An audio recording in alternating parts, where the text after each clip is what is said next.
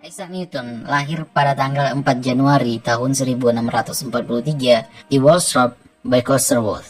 Newton lahir 3 bulan setelah ayahnya meninggal.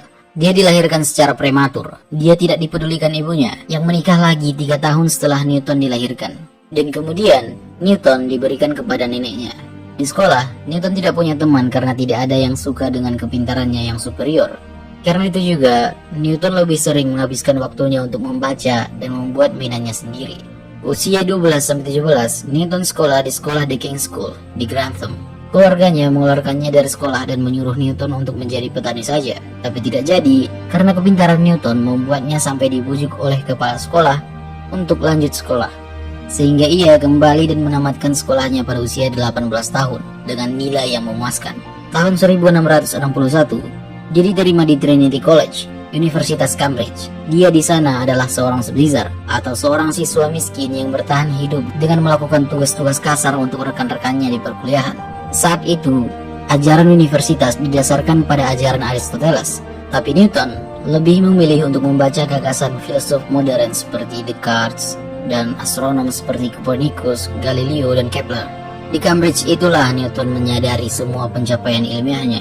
Dia menjalani kehidupan intelektual yang kaya, merangkul seluruh filsafat alam, mulai dari fisika, matematika, hingga alkimia. Dia menentukan arah baru untuk optik, mekanika, dan dinamika celestial, meletakkan penyelidikan tradisi yang berlanjut hingga hari ini.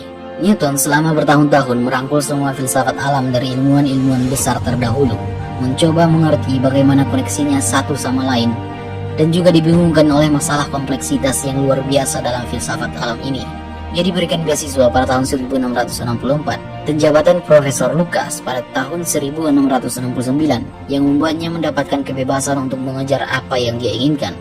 Dia terlalu bersemangat dalam mengerjakan studinya yang membuatnya tidak pernah menikah.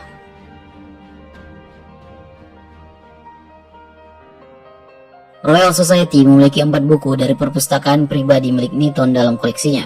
Dapat kita lihat listnya sebagai berikut. Kalau kita lihat-lihat, hanya judul pertama yang secara langsung berhubungan dengan studi gravitasinya Newton.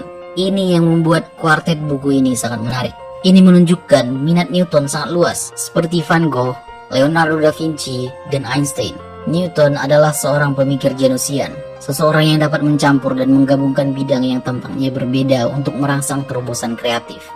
Newton belajar dari orang-orang sebelumnya. Dia akan mempertanyakan dan menantang asumsi dan memperluas pengetahuan yang ada, baik miliknya sendiri maupun orang lain. Ia mengumpulkan berbagai elemen dalam filsafat alam yang telah dirakit selama beberapa abad terakhir. Buku-buku yang mengilhami Newton mengarah pada penemuannya, mempengaruhi sebagian besar sains dengan tulisannya The Principia. Newton mengubah dunia di sekitar kita dan cara kita berpikir. Pada tahun 1687, Sir Isaac Newton menerbitkan bukunya yang inovatif, The Principia, Mathematical Principles of Natural Philosophy.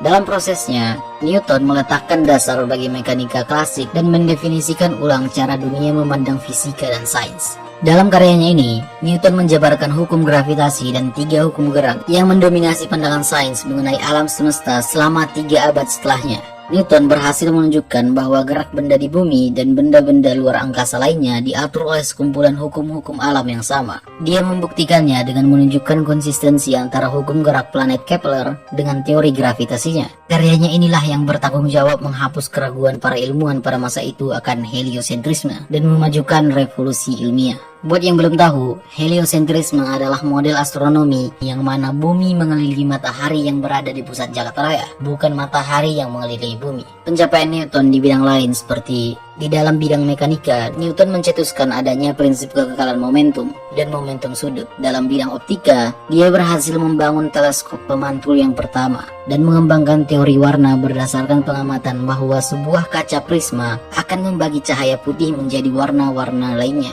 Dalam bidang matematika, bersama dengan karya Leibniz yang dilakukan secara terpisah, Newton mengembangkan kalkulus diferensial dan kalkulus integral. Saintis legend ini juga memegang beberapa posisi tinggi di dalam hidupnya, seperti Profesor Lucas di matematika di Cambridge, posisi yang dulu juga pernah diduduki Stephen Hawking. Tahun 89 menjadi anggota parlemen perwakilan Cambridge, 99 Master of the Mint, 1701 sampai 1702 menjadi anggota parlemen untuk kedua kalinya. 1703 menjadi presiden dari Royal Society di London. Tahun 1705 dia diangkat menjadi kaisar dan diberi nama Sir Isaac Newton.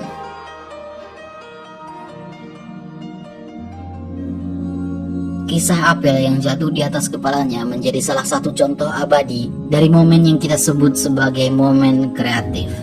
Tapi yang tidak diketahui orang-orang adalah Newton telah mengerjakan ide-idenya tentang gravitasi selama hampir 20 tahun. Sampai pada tahun 1687 ia menerbitkan bukunya. Apel yang jatuh hanyalah awal dari rangkaian pemikiran yang berlanjut selama beberapa dekade. Sir Isaac Newton hanya membutuhkan 3-4 jam tidur dalam sehari. Dia bekerja sangat lama dan sangat keras. Seringkali selama berhari-hari bekerja tanpa tidur sampai dia jatuh sakit karena kelelahan. Dengan memecahkan masalah dan menciptakan hukum dalam tulisannya, Newton menunjukkan tekad yang besar dengan menyelesaikan tugas yang begitu sulit dan keras. Dengan menemukan dan menerbitkan 4 hukum ilmiahnya, Sir Isaac Newton menunjukkan tekad di bidang yang diinginkannya. Dengan menyendiri, Isaac Newton mampu mencapai jawaban atas alam semesta. Newton mampu membuka kunci masalah alam semesta yang belum terpecahkan. Dengan jiwa yang teguh, Newton seringkali menghabiskan waktu berhari-hari sendirian untuk belajar dan bereksperimen, berkorespondensi dengan ilmuwan lainnya. Ia akan menanyakan pendapat dan perspektif lain tentang ide-idenya. Newton menunjukkan dedikasi dan tekadnya dalam pencariannya untuk menemukan jawaban atas permasalahan dunia, mengubah cara kita memecahkan masalah. 4 aturan universal ringkas milik Newton benar-benar revolusioner. Dengan penerapannya, Newton merumuskan hukum alam universal yang mampu mengungkapkan hampir semua masalah yang belum terpecahkan pada zamannya. Ucap Wheaton, seorang ahli matematikawan yang juga menuliskan biografi tentang Isaac Newton. Newton terkenal sebagai orang yang obsesif, yang mengabdikan dirinya pada pekerjaannya, jarang membiarkan dirinya sendiri untuk memiliki waktu relaksasi. Kurangnya kehidupan sosial itu membuatnya lelah. Newton tidak menikah dan tidak punya pertemanan yang dekat. Dia kaya waktu dan uang, tapi tidak pernah berbagi, mau itu ke relatif atau ke kenalannya. Dia hidup sangat dangkal dan berdedikasi dalam autodidaknya. Sangat jarang keluar Cambridge, London. Dia tidak memiliki sopan santun yang baik. Dia pendendam dan picik.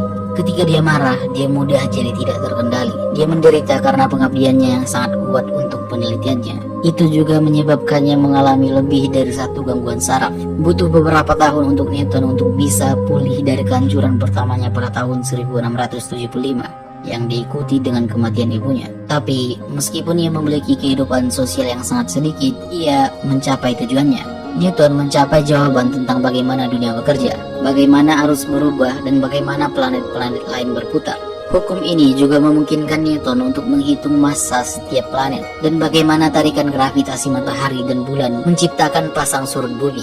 Melalui analisis ini, Newton menemukan dampak bulan terhadap bumi. Penemuannya tentang seberapa besar pengaruh bulan terhadap planet ini telah memberikan perubahan pada pandangan kita tentang dunia tempat kita tinggal. Melalui kepribadiannya yang bekerja keras, Isaac Newton mencapai banyak langkah terbesar dalam sejarah ilmiah. Newton bukan orang yang mengejar sesuatu dengan setengah-setengah. Kalau dia mulai memikirkan sesuatu, dia akan jadi terobsesi dengan hal itu. Di tahun-tahun terakhirnya, ketika ditanya bagaimana dia bisa menemukan hukum gravitasi universal miliknya, Newton berkata, dengan memikirkannya terus-menerus.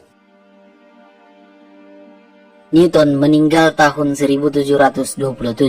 Dia tidak meninggalkan surat wasiat, tapi meninggalkan tumpukan berkas penelitiannya, korespondensi, dan manuskripnya yang masih ada berisi sekitar 10 juta kata, cukup untuk mengisi sekitar 150 novel. Kebanyakan dari berkas penelitiannya itu tentang seberapa cemerlang ia di bidang ilmiah dan matematika. Pertanyaan penting yang kita semua tanyakan, bagaimana Newton bisa mendapat penemuannya? Itu yang selalu kita bahas di sini. Bagaimana seorang pemikir hebat bisa sejenius itu? Newton tidak meninggalkan halaman draft dari edisi pertama Principia. Yang ada cuma salinan bersih buku yang dia kirim kepada penerbit. Newton mempresentasikan penemuannya tentang optik dalam bahasa formal untuk menutupi jejak kerja keras yang diasumsikan orang berkontribusi dalam penemuannya. Dan itu karena Newton tidak ingin orang-orang tahu bagaimana dia bisa sampai pada pengetahuannya dan menemukan penemuannya. Tetapi pada saat yang sama, dia memberi kita peninggalan 10 juta kata yang merupakan salah satu tulisan terbanyak dari ilmuwan manapun. Dan itu dikerjakan sendiri. Dia menulis sangat banyak dan menakjubkannya, tulisannya banyak yang bertahan. Sampai sekarang pun, Newton masih sangat berpengaruh di kalangan ilmuwan. Sebuah survei pada tahun 2005 yang menanyai para ilmuwan dan masyarakat umum di Royal Society mengenai siapakah yang memberikan kontribusi lebih besar dalam sains, apakah Newton atau Einstein. Hasil penelitian itu menunjukkan bahwa Newton dianggap memberikan kontribusi yang lebih besar.